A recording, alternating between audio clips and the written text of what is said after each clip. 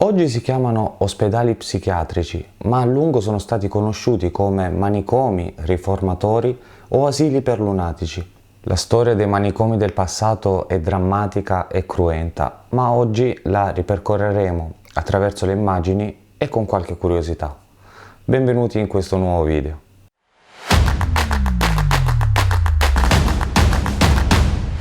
Sin dal Medioevo l'uomo ha sentito la necessità di isolare alcuni individui ritenuti strani, anormali e a tratti pericolosi. I primi esempi di allontanamento forzato, perché sempre forzatamente avveniva, risalgono al Medioevo, quando i matti venivano rinchiusi nei monasteri o nelle torri. Per lungo tempo la custodia di questi individui fu delegata ad istituzioni ecclesiastiche o a parrocchie, e solo dopo il Settecento si cominciò a pensare a degli ambienti appositi, regolati e controllati a livello statale. Nell'Ottocento, ad esempio, stati come l'Inghilterra o gli Stati Uniti d'America si riempirono di manicomi, anche in concomitanza con la nascita del concetto di psichiatria. Tuttavia, ancora all'epoca e almeno fino alla prima metà del Novecento, l'idea di cura nell'ospedale psichiatrico rimase molto relativa. I pazienti ricevevano trattamenti brutali, non esistevano le cure come le intendiamo noi oggi. Gli ospedali psichiatrici avevano il solo scopo di controllare e contenere i comportamenti di questi personaggi ritenuti strani o scomodi per la società. Le metodologie impiegate per la moderazione erano estreme, non tenevano in considerazione né la volontà, perché nessuno si poteva opporre alle cure, né tantomeno dei principi basilari dei diritti umani. Il più delle volte si trattava di tecniche violente che non avevano alcuna valenza scientifica. La stessa concezione di matto al tempo era molto labile. Per tutto l'Ottocento fino alla prima metà del Novecento finirono per essere riformati non solo i malati psichiatrici, ma tutta una serie di persone che a causa delle loro idee, dei loro comportamenti, della loro estrazione o semplicemente a causa della loro difficile estrazione sociale, risultavano in qualche modo scomode. Ma quali erano allora i lunatici dei manicomi? Tra i pazienti che comunemente finivano negli ospedali psichiatrici del passato, vi erano tutti quelli che oggi consideriamo outsider, coloro che non avevano un vero e proprio ruolo nella società o che erano economicamente e socialmente problematici. C'erano tra questi tutti gli strani, gli asociali, le persone con ritardi cognitivi anche lievi, coloro che non avevano un lavoro o non erano sufficientemente abili per svolgerne uno. Tutti loro potevano essere definiti insani e accolti di conseguenza in un manicomio. Non mancavano i vagabondi, i senza fissa dimora e naturalmente i poveri. Non era raro, soprattutto tra i ricchi borghesi e le famiglie in vista, che figli problematici venissero rinchiusi in ospedali psichiatrici. Tra questi non vi erano soltanto individui con disabilità o con reali problemi psichici, ma anche e soprattutto coloro che non rispettavano la morale comune del tempo. Nell'Inghilterra vittoriana, in particolare, il concetto di rispettabilità era particolarmente rigido e tagliava fuori tutti coloro che in qualche modo facevano sfigurare il buon nome della famiglia. Tra questi vi erano poi le donne, che potevano essere riformate a causa delle loro opinioni, della loro sfacciataggine o dei loro comportamenti troppo libertini. I loro mariti, i loro padri, i loro fratelli, che erano anche legalmente responsabili della loro persona, potevano farle rinchiudere in qualsiasi momento, semplicemente affermando che erano folli, isteriche o mentalmente instabili. Nessuno le avrebbe salvate perché il sistema era estremamente maschilista, regolato da uomini che non tolleravano i comportamenti divergenti delle donne. Un discorso analogo valeva anche per i dissidenti politici e per i criminali. Infatti, fino alla fine dell'Ottocento non veniva fatta una netta distinzione tra folli e criminali, in quanto venivano ritenuti entrambi molto pericolosi. Almeno fino alla metà del Novecento rimase comunque in vigore la possibilità di rinchiudere in ospedali psichiatrici tutti coloro che venivano ritenuti personaggi scomodi politicamente. Durante la Prima Guerra Mondiale, anche alcuni reduci di trincea finirono in manicomio a causa dei disturbi da stress post-traumatico, noto anche come shell shock. Queste persone accusavano disturbi comuni come frequenti tremori, ipersensibilità al rumore, pianti continui, mutismo e immobilità. La gente cominciò a chiamarli scemi di guerra e ad isolarli o a rinchiuderli negli ospedali psichiatrici.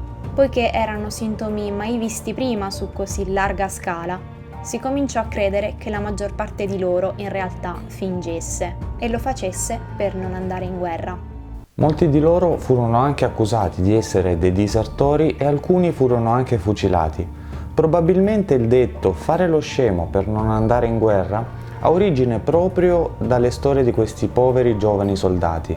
Solo molti anni dopo si riconobbero queste malattie come causa affettiva di traumi di guerra. Ma come venivano trattati i reclusi e quali erano le cure utilizzate nei manicomi? Non esistendo gli psicofarmaci che sarebbero stati inventati solo dopo il 1950, per moltissimo tempo non vi furono nei manicomi delle vere e proprie cure. Si tendeva per lo più a controllare il comportamento dei pazienti, con tecniche anche violente e terribili. I malati potevano essere rinchiusi o incatenati, soprattutto se ritenuti pericolosi, ed era ordinario l'utilizzo delle bastonature, delle manette e degli abusi.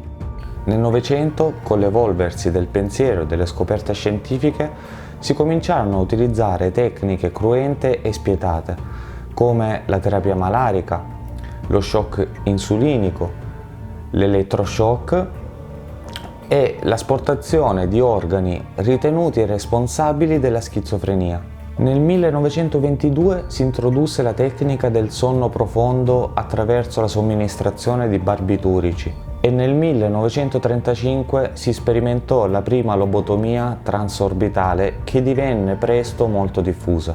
La lobotomia consisteva nella recisione delle connessioni della corteccia prefrontale dell'encefalo. Le connessioni potevano essere asportate o distrutte e questo causava in moltissimi casi un radicale cambiamento della personalità, ma anche gravissimi problemi mentali. Tra i pazienti famosi sottoposti a lobotomia ci fu Rosemary Kennedy, che era la sorella di Robert e John Fitzgerald. A causa dei continui sbalzi d'umore e di una condotta sessuale libera e disinvolta, Rosemary fu operata a soli 23 anni e questo la ridusse ad uno stato quasi vegetativo. Perse le capacità verbali, l'uso di un braccio e smise di camminare. Troppi malati psichiatrici furono sottoposti a lobotomia in quegli anni. Si calcola infatti che tra il 1949 e il 1951 i lobotomizzati furono oltre 20.000. Un'altra tecnica terribile utilizzata nei manicomi era la sterilizzazione forzata, che veniva operata non soltanto sui malati psichiatrici, ma soprattutto sui dissidenti politici. Si trattava naturalmente di un mezzo eugenetico che ebbe notevole successo nella Germania nazista, dove a partire dal 1939 sorsero degli istituti specializzati per la sterilizzazione forzata di personaggi politicamente scomodi e soprattutto per l'eliminazione di tutte quelle persone che la società del tempo considerava inutili o di peso, come i malati psichiatrici appunto e tutte le persone diversamente abili. Ovunque i manicomi erano luoghi dalle scarsissime condizioni igienico-sanitarie. I pazienti erano malnutriti e vivevano in luoghi sporchi e sovraffollati. I centri vennero ben presto riempiti ben oltre la capienza reale e in alcuni casi si arrivò anche a contenere il doppio degli ospiti consentiti. In mancanza di letti i pazienti venivano fatti dormire a turno, nella credenza che anche questa potesse rappresentare una cura. Le notizie sulla reale situazione dei manicomi, del sovraffollamento, della malnutrizione e delle scarse condizioni igieniche, nonché sulle violenze e sugli abusi che venivano perpetuati al loro interno, saltarono all'opinione pubblica già a partire dagli anni 40, ma fu solo dopo la Seconda Guerra Mondiale, tra gli anni 50 e gli anni 60, che cominciò finalmente un movimento di destituzione di questi luoghi. Anche questo video è stato realizzato in collaborazione con Nuisia, che ne ha curato i testi. Potete seguire Nuisia sul suo blog e sui suoi canali social e trovate tutti i link in descrizione. Fatemi sapere nei commenti se questi erano argomenti di vostro interesse e se volete la realizzazione di nuovi video su questi temi. Io vi ringrazio per essere stati qui e aver visto questo video. Vi do appuntamento al prossimo, sempre qui sul canale di Street Level Photography. Ciao ragazzi e alla prossima! Se il video ti è piaciuto, lascia un like e condividilo.